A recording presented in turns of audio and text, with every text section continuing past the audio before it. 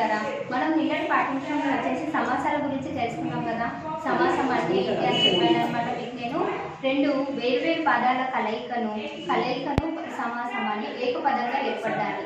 రెండు వేర్వేరు అర్థాలు కలిగిన పదాలను కలిపి ఒక పదంగా ఏర్పడితే దాన్ని సమాసం అంటారని తెలుసుకుందాం. అయితే సమాసంలో వచ్చేసి మొదటి పదాన్ని వచ్చి పూర్వపదం అని, రెండవ పదాన్ని వచ్చి ఉత్తర పదం అంటారని మీకు నిన్నటి తరగతిలో తెలిసింది. అట్లాగే ద్వంద్వ సమాసం గురించి కూడా వివరించాను. ద్వంద్వ సమాసం అంటే ఏంటని చెప్పాను, రెండు లేదా అంతకంటే ఎక్కువ నామవాచకాలు కలిసి ఏర్పడే సమాసాన్ని ద్వంద్వ సమాసం అని అంటారని చెప్పాను. ఉదాహరణకి ఏం చెప్పాను, అన్నదమ్ములు, కూరగాయలు, కాలు చేతులు ఇట్లా చెప్పాను కదా. నెక్స్ట్ ఇంకా కొన్ని ఉదాహరణలు ఏం చెప్పాను, ఎండవానలు, తల్లిదండ్రులు, మళ్ళీ ఇలా చెప్పాను కదా. మంచి చెడులు, కష్టాలు సుఖాలు, కష్ట సుఖాలు ఇట్లా ఇవన్నీ చెప్పుకున్నాం మొదటి ద్వంద్వ సమాసం గురించి. అయితే దాని తర్వాత రెండవ సమాసం గురించి ఏం చెప్పుకున్నాము, ద్విగు సమాసం గురించి చెప్పుకున్నాము. అదేంటంటే మొదట సంఖ్యావాచకంగా వస్తుంది అనమాట. సంఖ్యావాచకంగా వస్తే దాన్ని ద్విగు సమాసం అని అంటారు. అంటే మనం ఉదాహరణలు ఏం చెప్పుకున్నాము, నవరసాలు అంటే 9 రసాలు అని, 2 జడలు అంటే 2 సంఖ్య గల జడలు అని, 7 రోజులు అంటే 7 సంఖ్య గల రోజులు అని, 4 వేదాలు అంటే 4 సంఖ్య గల వేదాలు అని చెప్పుకున్నాం అనమాట. అయితే ఇప్పుడు తత్పురుష సమాసం గురించి చెప్పుకుందాం. దేని గురించి, తత్పురుష సమాసం గురించి.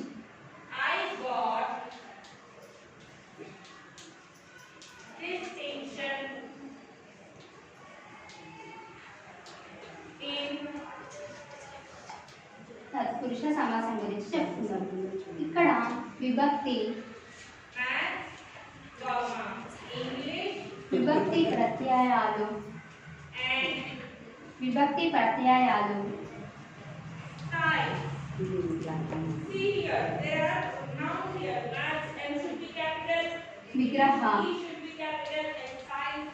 విగ్రహ వాక్యంలో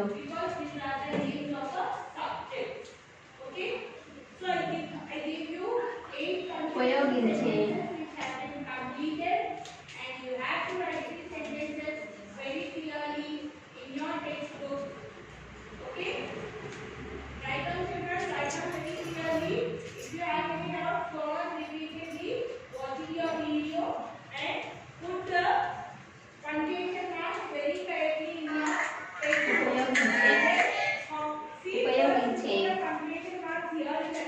సమాసాన్ని సమాసాలు తత్పురుష సమాసాలు ఉంటాయన్నమాట.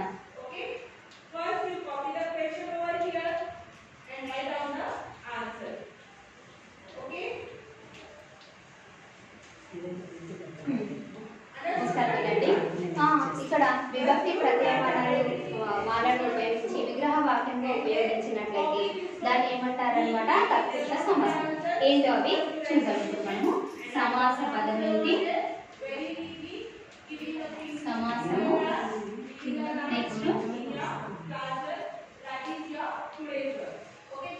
విగ్రహ వాక్యం. అయితే మొదటిది ఏం రాద్దాము, తిండి గింజలు.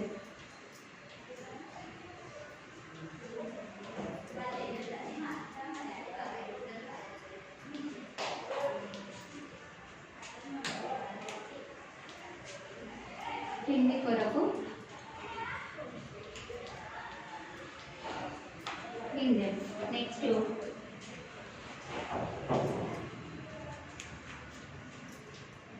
రాజభటుడు.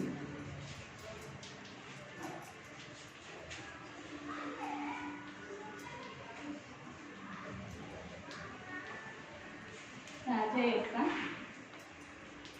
భటుడు.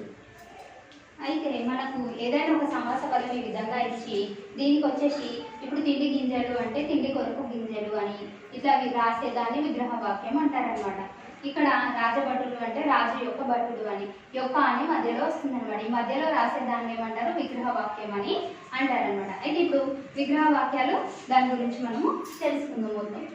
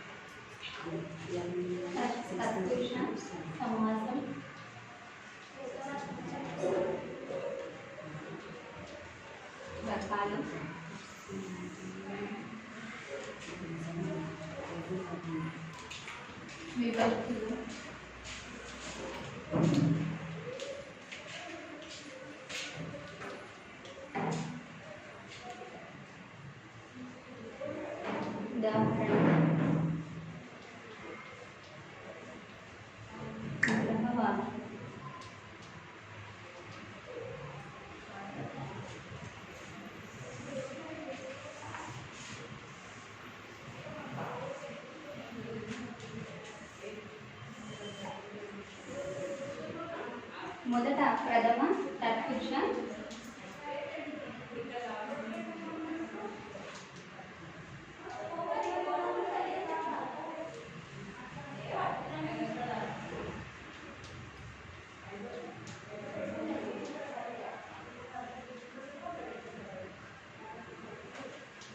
ప్రథమ తత్పురుషం దీంట్లో ఏమొస్తుంది దు ము ము లు దీంట్లో ఏమొస్తుంది అనమాట ప్రథమ తత్పురుష సమాసంలో డుమువులు అని వస్తాయి. ఇది ఉదాహరణకి ఏమి ఇస్తున్నాను మధ్యాహ్నం ఏం తీసుకుంటాము ఉదాహరణకి మధ్యాహ్నం. విగ్రహవాక్యంలో ఇస్తున్నాము అహ్నం యొక్క మధ్య భాగం.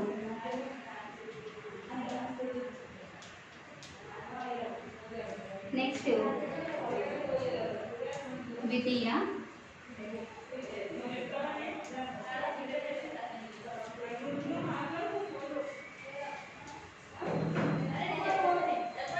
తత్పురుష సమాసం.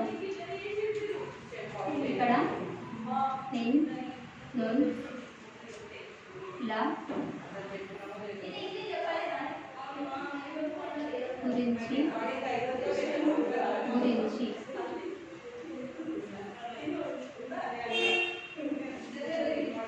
ఇక్కడ ఏం రాద్దాము జలాధారం.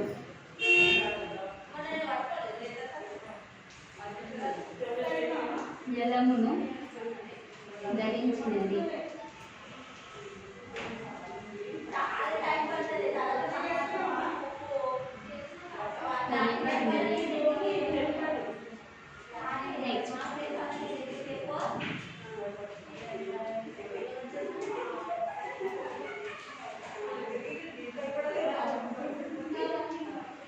ద్వితీయ తత్పురుష సమాసం. ఇక్కడ ఏమొస్తాయి చెతన్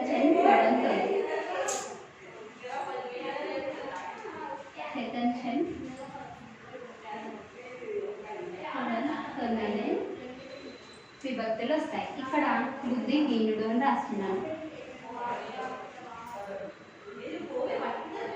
బుద్ధిహీనుడు బుద్ధి చేత హీనుడు.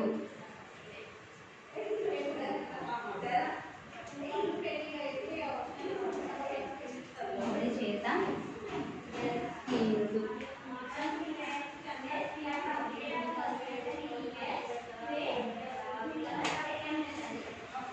నెక్స్ట్ వన్ చతుర్థి తత్పురుషం. ఇది చతుర్థి.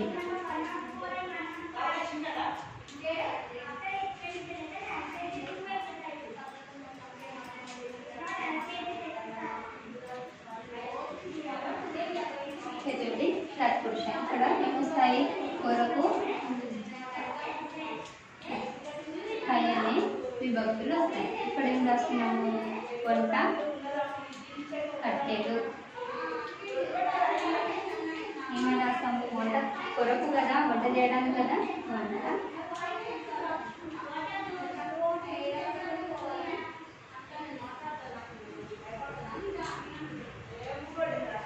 కట్టెలు. నెక్స్ట్ పంచమిది షష్ఠి తత్పురుషం. షష్ఠి తత్పురుషం సమాసం. అయితే షష్ఠి తత్పురుషంలో ఏమొస్తాయి కిన్ కి కు యొక్క లో లోపల లోపల అని వస్తాయన్నమాట. అయితే దీనికి ఉదాహరణ ఏం రాస్తున్నాను రామబాణం నిన్న చెప్పుకున్నాం కదా మనము దాని గురించి రాస్తున్నాం అనమాట. రామబాణం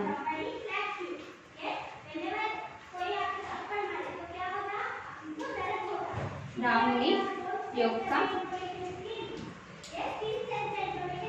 బాణం. అయితే నెక్స్ట్ ఇంకేంటి? సప్తమి తత్పురుష. సెవెంత్ వన్ ఏంటి? సప్తమి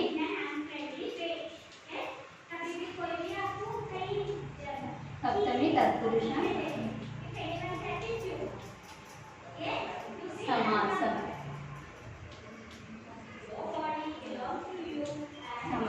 అయితే దీంట్లో ఏమొస్తుంది? అందు వస్తుంది.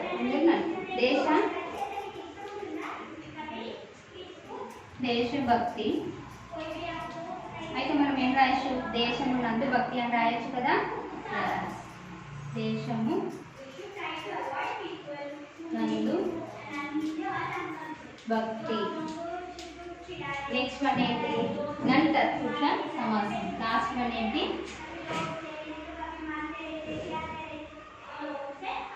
నన్ తత్పురుష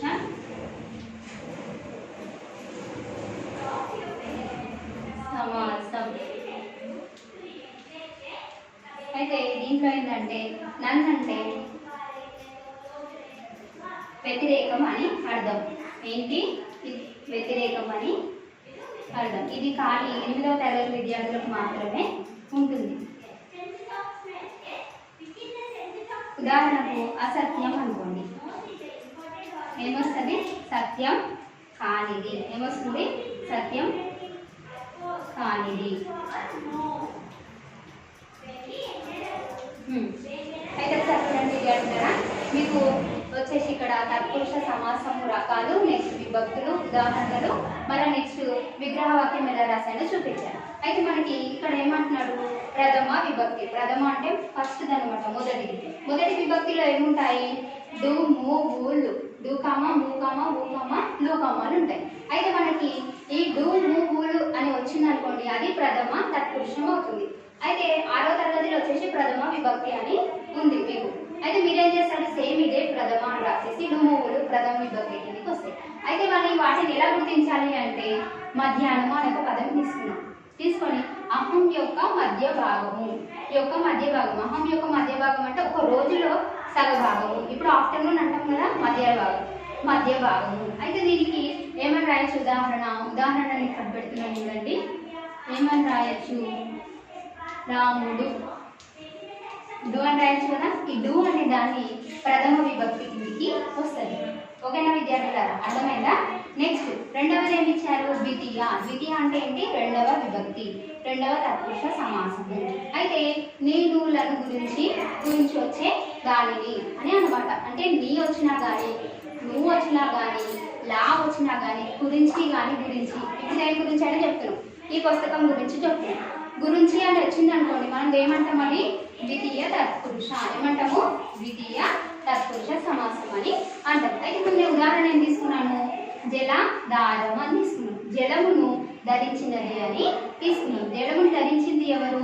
భూమాత కదా, భూమి కదా, ధరణి కదా. నువ్వు అనేది వచ్చింది కాబట్టి ఇక్కడ ఏం రాస్తాం మనము? ద్వితీయ తత్పురుష. అర్థమైందా విద్యార్థులారా? నెక్స్ట్ వన్ తృతీయ. మూడుని ఏమంటారనమాట? తృతీయ అని అంటారు. తృతీయ తత్పురుష సమాసం. దీంట్లో వచ్చేసి చెత, చే, తొడన్, తో. చెతన్, చెన్, తొడన్, తొనాలు వచ్చేస్తే తృతీయ విభక్తి. ఏ విభక్తి? తృతీయ విభక్తి. అయితే మనం ఉదాహరణ తీసుకున్నాను. బుద్ధిహీనుడు. బుద్ధి చేత హీనుడు. బుద్ధిహీనుడు అంటే మనము కమలాకరుడు పాఠాంశం నేర్చుకున్నాం కదా 7వ తరగతిలో. కమలాకరుడు ముందు బుద్ధిహీనుడుగా ఉంటాడు కదా.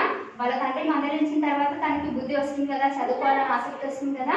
అందుకని బుద్ధిహీనుడు అని కమలాకరుడు అన్నాడు. అయితే దీన్ని ఎలా రాస్తారు? బుద్ధి చేత.